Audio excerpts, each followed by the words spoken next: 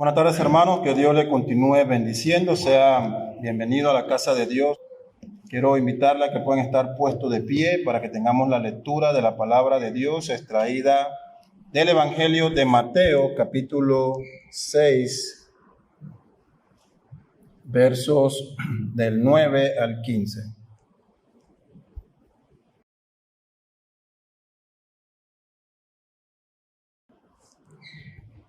Dice así la palabra de Dios, verso 9 de Mateo 6.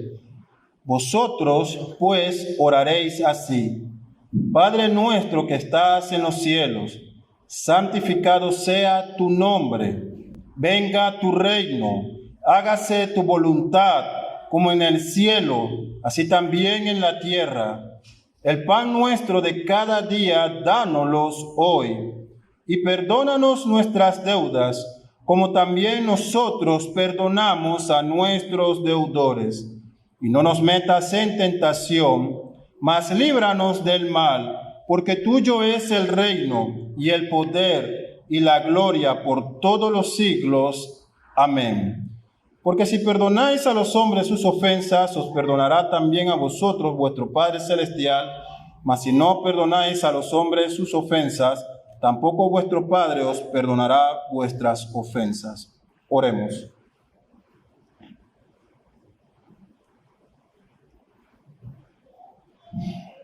Padre nuestro que estás en los cielos, santificado sea tu nombre, oh Señor. Bendito y santo sea el nombre de Jesús y de tu Espíritu Santo. Padre, en esta tarde nos acercamos ante ti a través de la obra de tu Hijo Jesús, a través de aquella redención que Él llevó a cabo en la cruz, por medio del cual, Señor, ahora podemos tener acceso hacia ti a través de Él. Te damos gracias, Padre, también, porque nos has dado tu Espíritu Santo, a quien has enviado para que nos guíe y nos consuele en este caminar cristiano, conformándonos cada día a la imagen de Jesús, convenciéndonos, Señor, cuando pecamos y llevándonos al arrepentimiento también. Que tu nombre sea bendito, Padre, es nuestra petición esta tarde. Pedimos que tú hables a tu iglesia a través de la exposición de tu palabra. Permíteme ser un mensajero fiel de ella, Señor, y transfórmanos por medio del poder de tu Santo Espíritu. Te pedimos estas cosas en Cristo Jesús, tu Hijo. Amén. Pueden tomar sus asientos, hermanos. Desde el domingo pasado hemos iniciado lo que es la oración del Señor, o lo que comúnmente se conoce como la oración del Padre Nuestro, siguiendo el orden que nos presenta el sermón de nuestro Señor Jesucristo en el monte de los Olivos, como se conoce a esta sesión del Evangelio de Mateo. El propósito de este domingo es meditar sobre la primera petición: santificado sea tu nombre. Por eso el sermón va a estar dividido en dos puntos. El primero de ellos hablará sobre el paralelismo entre esta petición y el tercer mandamiento, y la segunda parte va a hablar sobre el significado y el propósito de esta petición: santificado sea tu nombre. Debemos recordar que el domingo pasado ya meditamos en cuanto a la invocación o la introducción de apertura en esta oración que hace nuestro Señor Jesucristo, cuando dice a sus discípulos: vosotros pues oraréis así: Padre nuestro que estás en los cielos. Y con estas palabras introductorias decíamos, a manera de resumen, que el Señor Jesús lleva a sus discípulos, lleva a sus hijos, a los ciudadanos del reino, a reconocer a Dios como su Padre. Dijimos que la oración es un recurso divino, es un recurso espiritual, dado únicamente de parte de Dios para sus hijos. Y respondíamos la pregunta el domingo pasado: ¿quiénes son hijos de Dios? ¿Quiénes tienen el derecho de acercarse a Él y decirle Padre nuestro? En la actualidad la sociedad dice: todos somos hijos de Dios, todos somos sus hijos. Pero notamos que en las Escrituras este nombre, este título, por decirlo así, este derecho de llamarse hijos de Dios, es particularmente dado a aquellos a quienes Dios ha redimido, a quienes Él ha salvado, a quienes Él ha levantado de una muerte espiritual por medio de la obra de la regeneración y le ha hecho y le ha adoptado hijos suyos. Miren lo que dice Pablo en Efesios 1, el verso 3 al 5. Él dice: bendito sea el Dios y Padre de nuestro Señor Jesucristo, Padre de Jesús, el unigénito Hijo de Dios.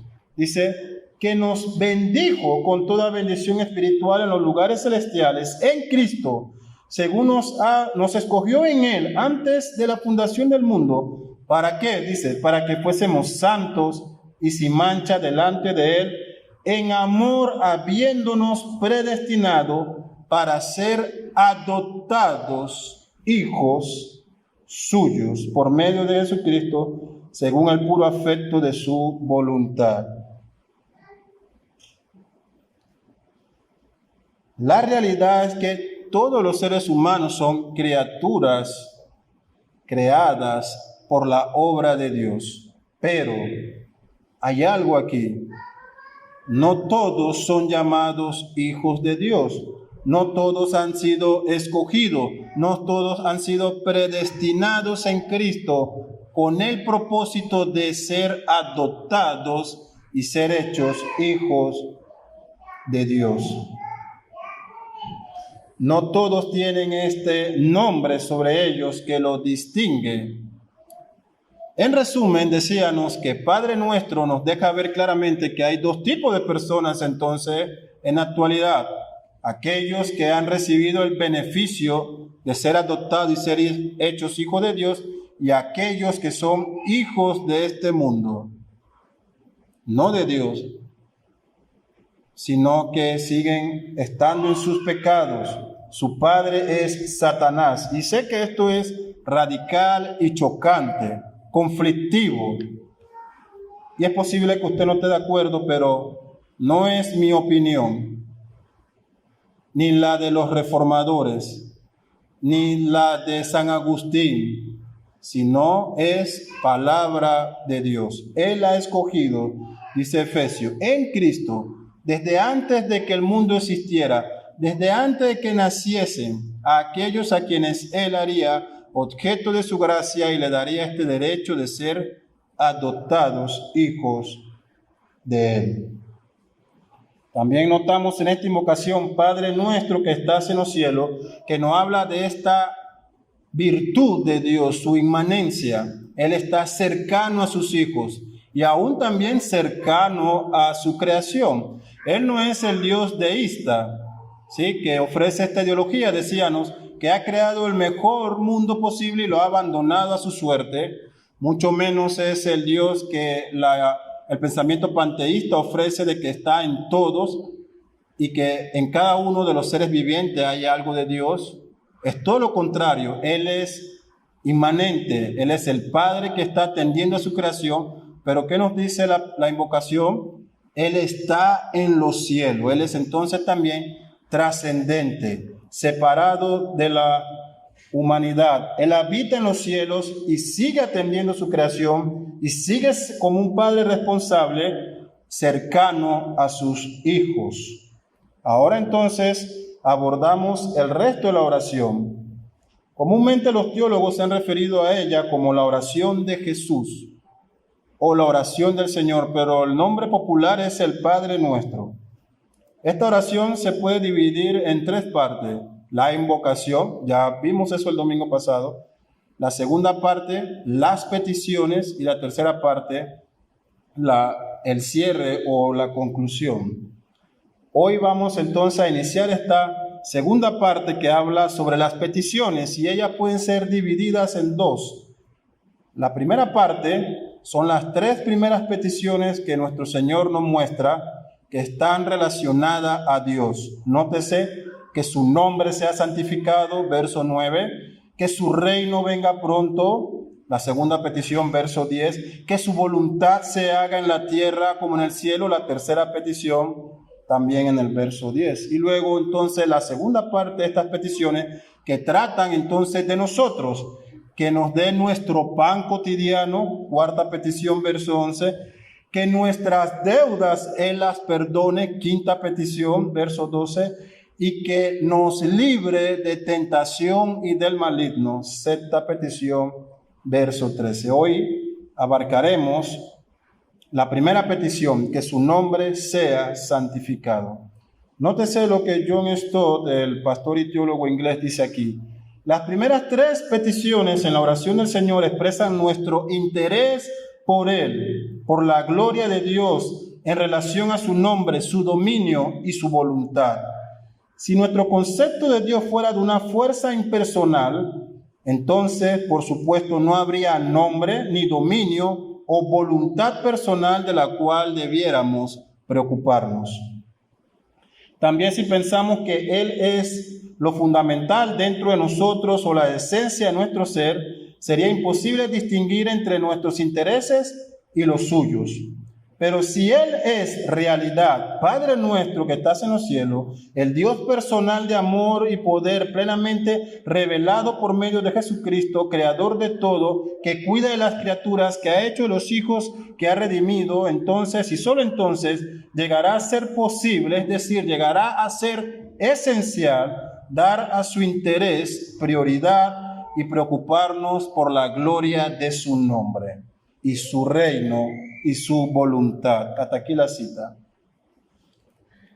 Ahora, al abordar estas peticiones, lo vamos a hacer desde un enfoque, viendo el paralelo que hay con los 10 mandamientos. Los teólogos consideran que Juan Calvino fue el primer comentarista que sugirió este paralelo entre los 10 mandamientos, porque ellos también, si usted lo recuerda, en toda la serie de sermones que los pastores han entendido, en especial el pastor José Lam, los mandamientos se dividen en estas dos grandes tablas. La primera que esboza nuestro deber para con Dios y la segunda nuestro deber hacia nuestro prójimo. Así que abordamos el primer punto, este paralelismo con el tercer mandamiento en Éxodo 27. Dice así en el Antiguo Testamento: no tomarás el nombre de Jehová tu Dios en vano, porque no dará por inocente Jehová al que tomare su nombre en vano. Así que estas 10 leyes que rigen a toda una nación, al Israel del Antiguo Testamento, que fueron la base para todas las demás leyes de la constitución de este pueblo, tiene esta ley especial, que el nombre de Dios sea tenido con respeto y no usado vanamente. Y nuestra primera petición tiene este pedido, que tu nombre sea santificado. Debemos decir que el nombre de Dios refleja la personalidad de Dios, todo lo que Él es, su carácter, su esencia. Y cuando vemos el contexto canónico, cuando abrimos las Escrituras, en especial el Antiguo Testamento, notamos que Dios también tiene un trato personal con los nombres de cada individuo. Estos nombres dados a los personajes que aparecen en las Escrituras nos hablan acerca de la persona, quién era, su vida familiar, sus obras o acontecimientos importantes, aún sobre profecías que vendrían sobre ellos. Si recuerda el nombre de Matusalén, tiene que ver mucho con ese momento en que cuando él muera vendrá, hablando acerca de lo que ocurrió con el diluvio. Así que vemos que Dios utiliza con gran prioridad también el nombre a las personas. Mire todos esos ejemplos breves. En Génesis 17:5, ya no se llamará más tu nombre Abraham, sino que tu nombre será Abraham, porque te he puesto por padre de muchedumbre de gentes. Así que Dios le ha cambiado este nombre a Abraham de llamarse padre a ser ahora padre de multitudes. También en el verso 15 de Génesis 17, dijo también Dios a Abraham: a Sarai tu mujer no la llamarás Sarai, mas Sara será su nombre. Así que ella, de ser llamada mi princesa, ahora a ser princesa, que sería la madre de todo un pueblo. En Génesis 35:10, y le dijo Dios: tu nombre es Jacob, no se llamará más tu nombre Jacob, sino Israel será tu nombre. De ser Jacob el engañador a ser el que pelea por Dios o el peleador de Dios. Y en Juan 1:42 tenemos este acontecimiento interesante. Y le trajo a Jesús, y mirándole Jesús dijo: tú eres Simón, hijo de Jonás, tú serás llamado Cefas, que quiere decir Pedro. Así que Dios cambió su nombre y el carácter de Pedro a una roca, por decirlo así. Así que con estos ejemplos podemos observar la importancia que Dios le da a los nombres propios de cada persona. Es entonces preocupante que cada día en nuestra actualidad, en nuestro contexto inmediato, se ha dado poco aprecio al nombre de las personas. Tenemos leyes que nos permiten cambiar nuestros nombres si no nos gustan. Tenemos también esta sutileza o falta de respeto al nombre de la persona. Leí hace un par de años que en Europa o Oceanía, uno de estos dos continentes, una pareja le puso por nombre a su hija hashtag. ¿Sí? ¿Saben qué es el hashtag? Ese símbolo numeral que acompaña esos escritos en redes sociales. ¿Con qué sutileza, no? ¿Qué forma tan vana de tratar los nombres de las personas? De destruir la identidad, su carácter, su personalidad. Vemos cómo se trata también la sexualidad. No hay un respeto por la identidad hacia el individuo. ¿Cuánto más hacia Dios? ¿Respeta nuestra sociedad el nombre de Dios? Prenda la radio, vea la televisión. Chistes con el nombre de Dios, música que utiliza el nombre de Dios en vano. Creyentes que tienen el nombre de Dios como algo común en sus conversaciones ordinarias. Nos encontramos entonces con una sociedad tóxica, rebelde, irreverente contra el nombre de Dios, en todos los sentidos. Pero ahora nuestro Señor Jesús nos está introduciendo a orar. En Lucas, estos discípulos dicen: Señor, enséñanos a orar. Han estado con Cristo, le han visto caminar sobre las aguas, levantar muertos, sanar enfermos, multiplicar panes y pececillos, convertir el agua en vino. ¿Qué pediría usted si fuera un discípulo de Jesús? Pero si hay algo que estos discípulos observaron, es que el ministerio del Señor estaba muy relacionado a su oración.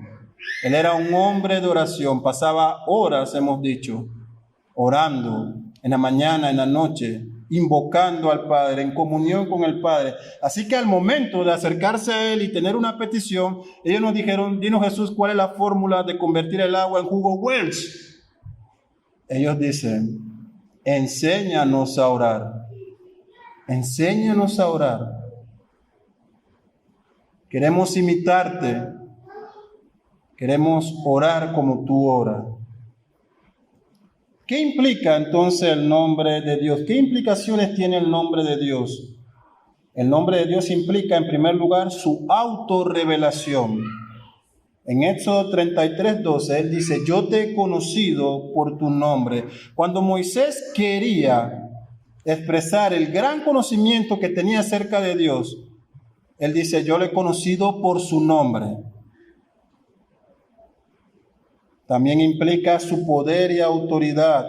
Los nombres de Dios, como Elohim, expresaba que Él era fuerte, supremo, creador.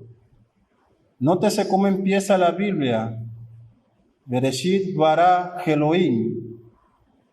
En el principio creó Dios. La Biblia no tiene el interés de suponer la existencia de Dios. Da por sentado que desde el principio hay un ser poderoso, creador, autoexistente, que se está revelando a través de su obra de poder. ¿Qué está haciendo? Él está creando. Este verbo en el hebreo bara, que solo se puede aplicar a Dios porque solo Él crea de la nada. Él es entonces, a través de su nombre, nos habla de su autorrevelación, de su poder, de su autoridad. También su nombre, como El Elyon, implica su soberanía absoluta, el nombre Adonai, el Señor, el soberano, el gobernante. También implica su autoexistencia. Él existe y está presente siempre. Su primer nombre, Yahweh, que nosotros tenemos traducido como Jehová, implica esto: yo soy el que soy. Así se le reveló a Moisés. Dime cuando me pregunten, ¿quién me envía? ¿Qué le diré al pueblo en Egipto para que crea en mí? Dile, yo soy el que soy, te envió. El pueblo de Israel entendería inmediatamente a qué Dios se refiere. Así que vemos estas implicaciones sobre el nombre de Dios y hemos dicho que el nombre nos habla de la personalidad, del carácter de esta persona en cuanto a Dios acerca de sus atributos. Sus nombres nos dicen que Él es autoexistente, es decir, que Él tiene su ser de sí mismo. ¿Quién creó a Dios? Es la pregunta del mundo. ¿Quién lo creó? ¿Por qué crees en Dios? ¿Quién lo ha creado? La respuesta a esta pregunta es: nadie lo ha creado. Él es autoexistente y existe por sí mismo. Por sí mismo. Él es la causa principal de todas las cosas y todas las cosas encuentran su causa en Él. Él es eterno e inmutable también. Él es el mismo ayer, hoy, por los siglos. ¿Desde cuándo existe Dios?, pregunta la gente. Él existe desde todos los tiempos. Él es eterno, Él no está sujeto al tiempo, al espacio, Él no envejece, Él no cambia ni muda su voluntad. Y esto es importante, porque nosotros podemos cambiar nuestras opiniones o nuestros gustos, pero su palabra permanece inmutable. Refleja también estas virtudes de Dios. Sus preceptos no cambian, sus leyes no se alteran. Él no se equivoca, Él no dice, esto era para el Israel hace 2000 años, voy a cambiar lo que dice para aplicarlo a la nueva sociedad. Él es inmutable, es incomprensible. Y esto es importante y el creyente debe entender que hay un límite, ¿sí?, para querer conocer todos los secretos de Dios. Es inaceptable pensar que una mente finita puede comprender a un Dios eterno e infinito. Lo que sabemos y conocemos de Él es lo que a Él le ha placido revelarse en su nombre a través de su palabra. Su nombre también nos deja ver que en su carácter Él es fiel, veraz, que Él cumple todas sus promesas. Y note esto, su nombre nos deja ver que Él es santo. Al ser único, al ser autoexistente, al ser incomprensible, al ser fiel y veraz e inmutable, Él es distinto de todos entonces. No es igual, está separado también del pecado. Hablando de la santidad, Wayne Grudem lo define de una manera que es muy útil para nosotros. Él dice, la santidad de Dios quiere decir que Él está separado del pecado. Pero note lo que Él añade. Y está dedicado a mantener en alto su honor, su nombre. Él está separado de todo pecado, Él es santo. Pero Él no está pasivo, Él está activamente dedicado a trabajar en la gloria y en la honra de su nombre.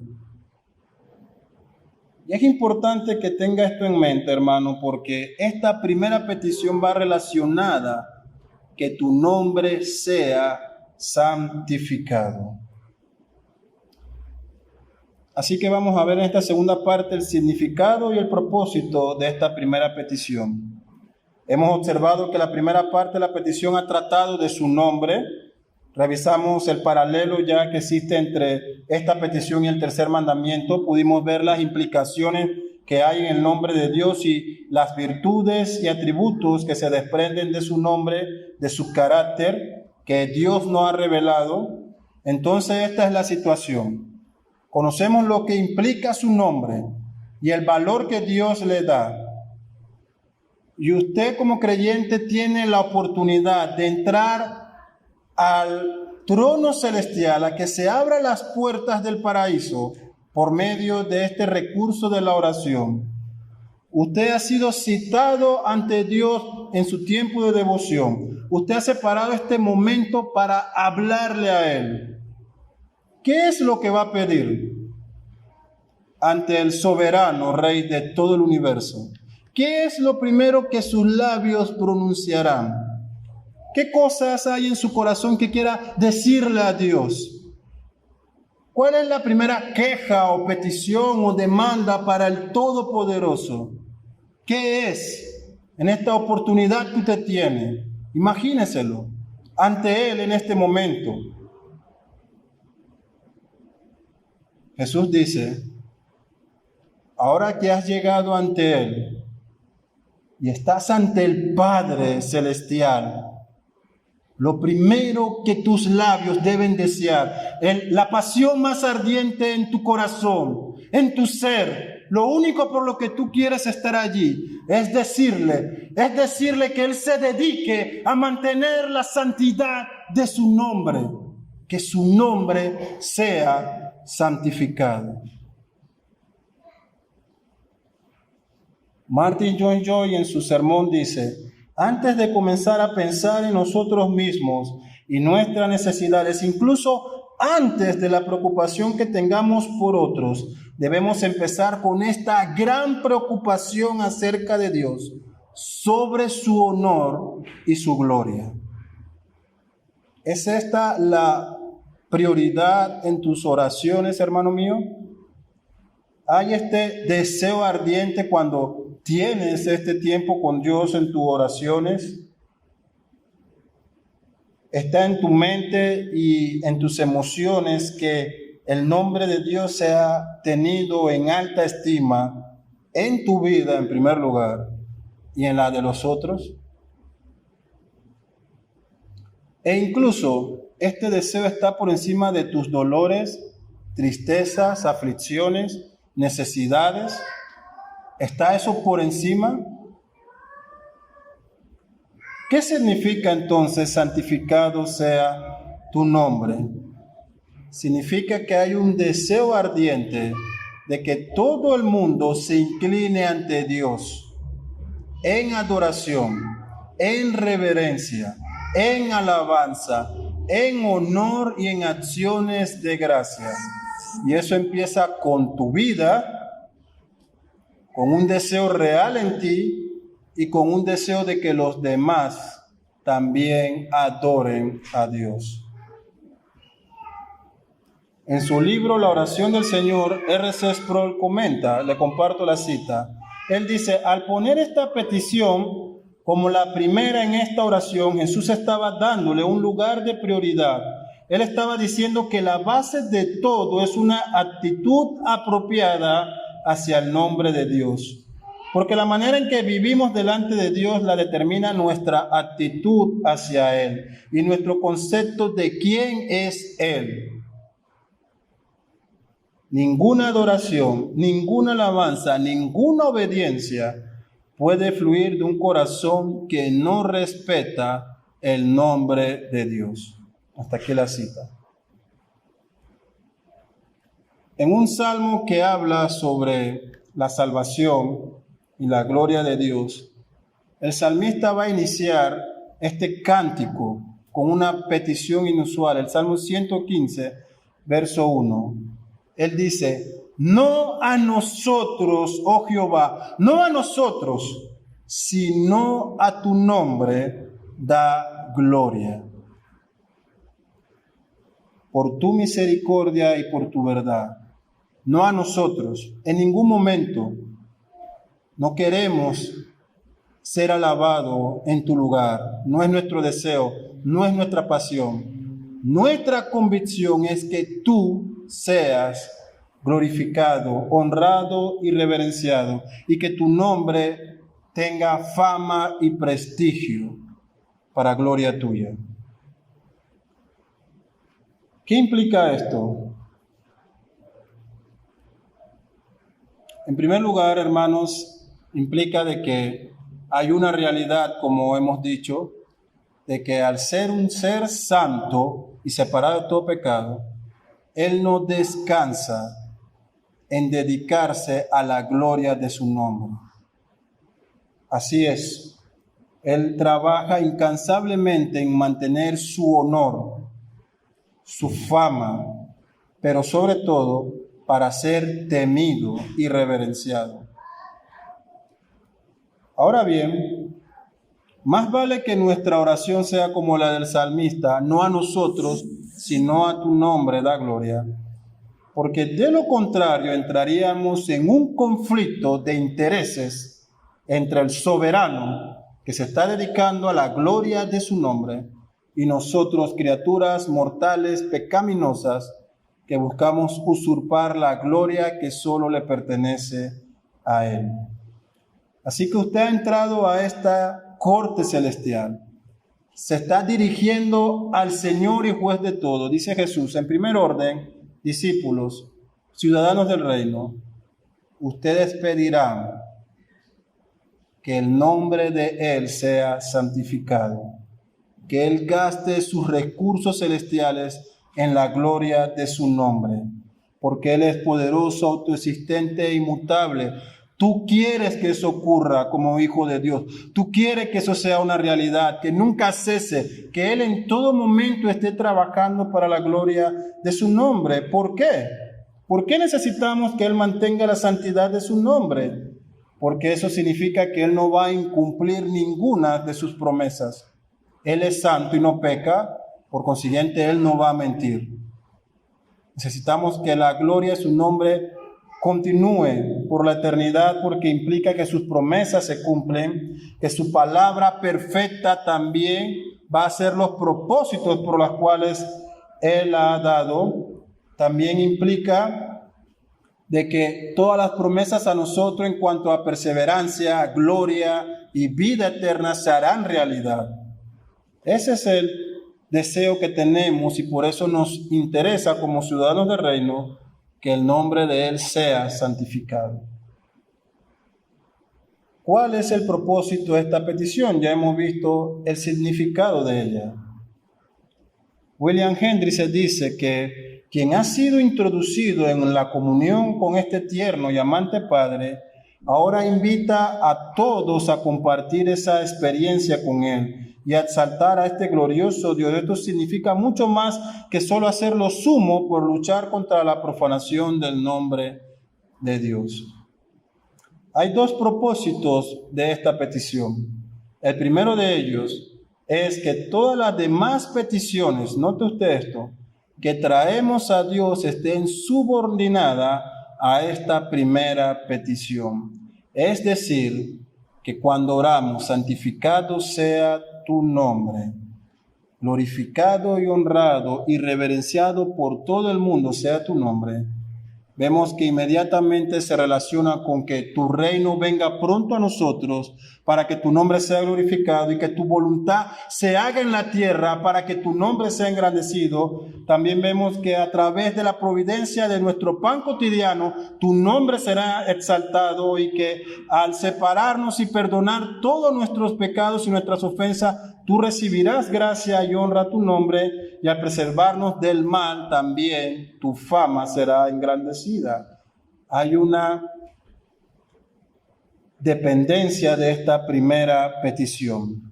Así que vemos que el primer propósito es mostrarnos que todo lo que pidamos al Padre debe estar subordinado a este deseo de que su nombre sea glorificado. Ahora bien, con esta verdad usted tiene que poner la mano sobre su boca y callar, porque a veces vamos con nuestra lista navideña, por decirlo así, de cosas que no se subordinan a la gloria de Dios.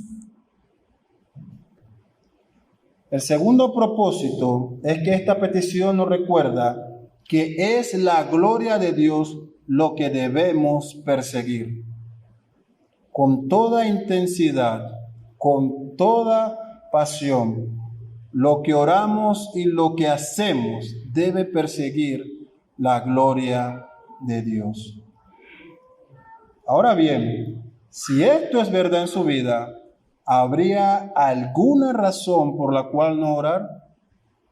¿Habría días por los cuales no acercarnos al trono de Dios? Piénselo. El pastor Sujei Michelén en un sermón dice: cada vez que nos proponemos orar, hay una oposición interna, una guerra entre el nombre de Dios y el nuestro. Así que el propósito de esta petición es recordarnos que es la gloria de Dios lo que debemos perseguir. ¿Cómo aplicamos entonces esto que hemos dicho en este día? Lo primero que debemos decir, hermanos, es que no debe haber un deseo más ardiente en nuestros corazones que esta realidad de buscar la gloria de Dios, que su nombre sea santificado. Él nos ha salvado, nos ha hecho hijos, como dice Efesios, antes de la fundación de los tiempos, cuando éramos pecadores. Él nos ha restaurado y levantado. ¿Para qué? Para colocarnos su nombre en nosotros, hijos de Dios. Llevamos ese nombre. Se demanda santidad, pureza.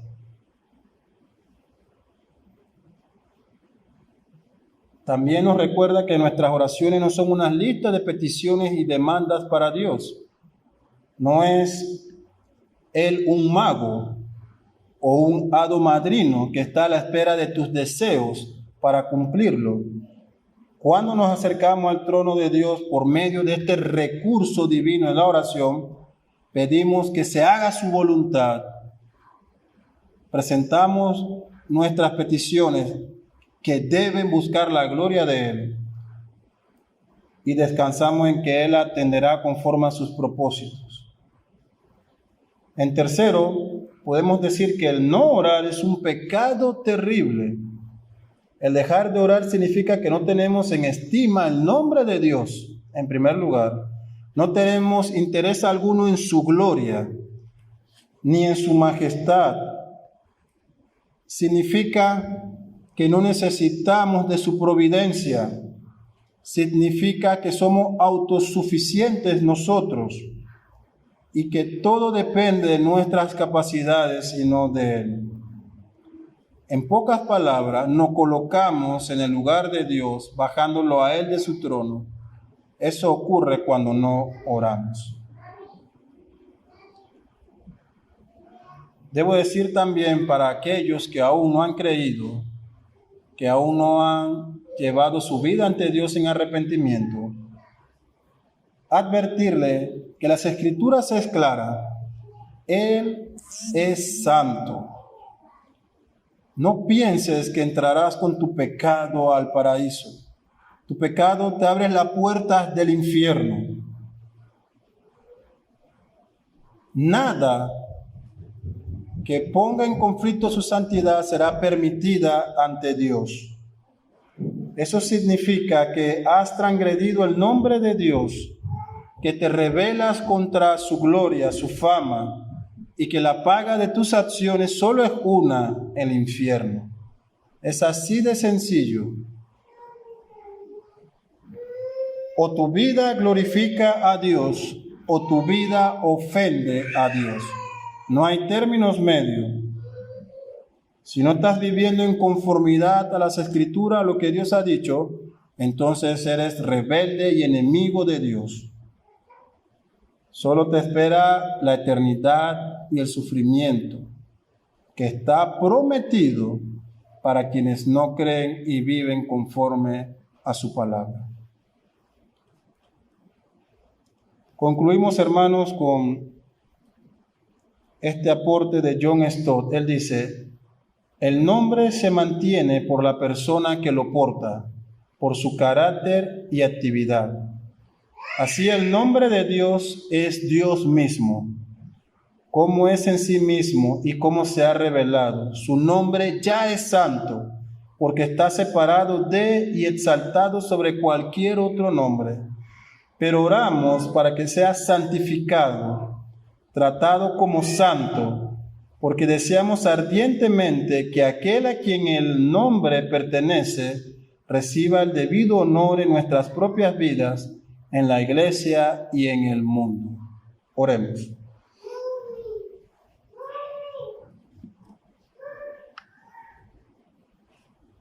Padre nuestro que estás en los cielos, nos acercamos a ti, oh Señor, arrepintiéndonos de nuestros pecados, por cada una de las ocasiones en la cual no hemos orado, también cuando hemos tratado tu nombre en poco, cuando hemos sido partícipes de las ofensas que el mundo hace contra la santidad de tu nombre. Te pido, Señor, que en este día tu misericordia esté sobre nosotros, que nos restaures y nos perdone nuestras iniquidades, que nos afirmes por medio de tu Espíritu para poder caminar en esta vida cristiana, que sea una realidad en nosotros, una pasión ardiente en nuestros pechos, buscar cada día la gloria de tu nombre, procurar, Señor, que tu fama se extienda y que este mundo te conozca. Pedimos estas cosas en Cristo Jesús, tu Hijo. Amén.